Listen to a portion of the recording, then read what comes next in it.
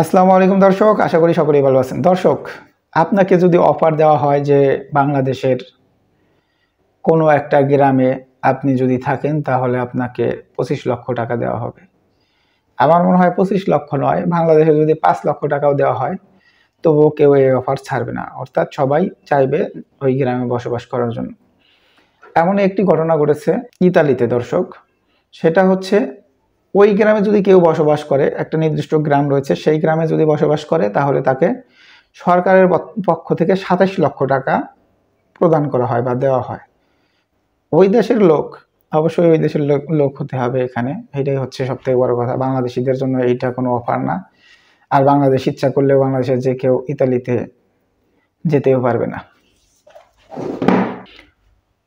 দর্শক, কোনো গ্রামে গিয়ে যদি শুধু বসবাস করলেই আপনাকে 27 লক্ষ টাকার বেশি দেওয়া হয় তখন কেমন লাগবে? অবিশ্বাস্য শোনালেও এমনটাই ঘটেছে ইউরোপের দেশ ইতালিতে। দেশটির মধ্য অঞ্চলীয় তুস্কানি অঞ্চলে ছোট্ট শহর রাদিকনো দলিতে বসবাসে মিলেছে প্রায় 23,000 মার্কিন ডলার, যা বাংলাদেশি মুদ্রায় 27 লক্ষ টাকারও বেশি। দর্শক, রাদিকনো দলি এক সময় প্রায় 3,000 মানুষের বসতি ছিল, কিন্তু এখন সেখানে বাস করছে মাত্র 966 জন।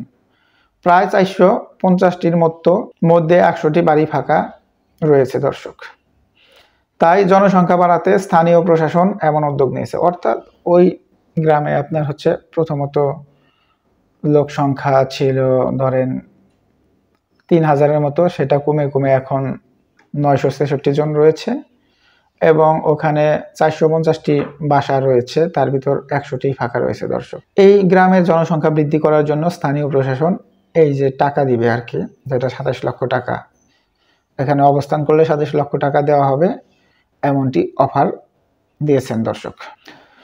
দর্শক 2023 সালে চালু হওয়া এই কর্মসূচিতে বলা হয় যে কেউ শহরের কোনো খালি বাড়ি কিনে সেখানে স্থায়ীভাবে বসবাস শুরু করলে 23,000 ডলার এবং পরিবহন ও অন্যান্য খরচে 6,000 ইউরো পর্যন্ত সহায়তা পাবেন। দর্শক, এখানে কিন্তু বিশাল অফার। ওই গ্রামে যদি কেউ স্থায়ীভাবে থাকে তাহলে তাকে 23,000 ডলার এবং তার পরিবহন ও অন্যান্য খরচ বাবদ 6,000 ইউরো পর্যন্ত সহায়তা দেওয়া হবে। এই বছর কর্মসূচিটি আরও সম্প্রসারণ করা হয়েছে।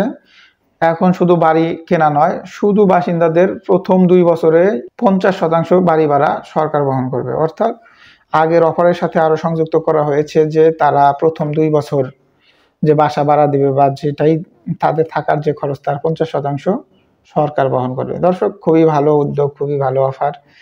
এই সব অফার আসলেই বাংলাদেশ, ভারত, পাকিস্তান এইসব দরিদ্র দেশের জন্য নয়, এগুলো হচ্ছে উন্নত দেশের জন্য, উন্নত রাষ্ট্রের জন্য প্রযোজ্য। বাংলাদেশে যেখানে মানুষ বসবাস করারই জায়গা পায় না বা বাড়ি ঘরই নেই, কারো কোনো জায়গা জমি বাড়ি ঘর নেই, স্টেশনে দেখা যায় যে তারা বসবাস করছে, কেউ রাস্তায় বসবাস করছে, কেউ রাস্তার পাড়ে বসবাস করছে। এই হচ্ছে বাংলাদেশের অবস্থা। আর ওই দিক থেকে তুলনা করলে দেখুন যে একটা দেশে জনসংখ্যা কমে যাওয়ার কারণে সরকার উদ্যোগ নিয়েছে যে তারা যদি ওই এলাকায় বসবাস করে তাহলে তাদেরকে 27 লক্ষ টাকা উপহার দেওয়া হবে এবং সাথে আরো অনেক সুযোগ সুবিধা দেওয়া হবে। আসলে এটা বাংলাদেশের জন্য প্রযোজ্য নয়, এটা হচ্ছে উন্নত বিশ্বের জন্য। দর্শক, এই ধরনের অফার আসলে বাংলাদেশে কখনো আসবে কি, এই বিষয়ে যদি আপনাদের কোনো মতামত থাকে অবশ্যই কমেন্টসে জানাবেন। ধন্যবাদ সকলকে। আসসালামু আলাইকুম।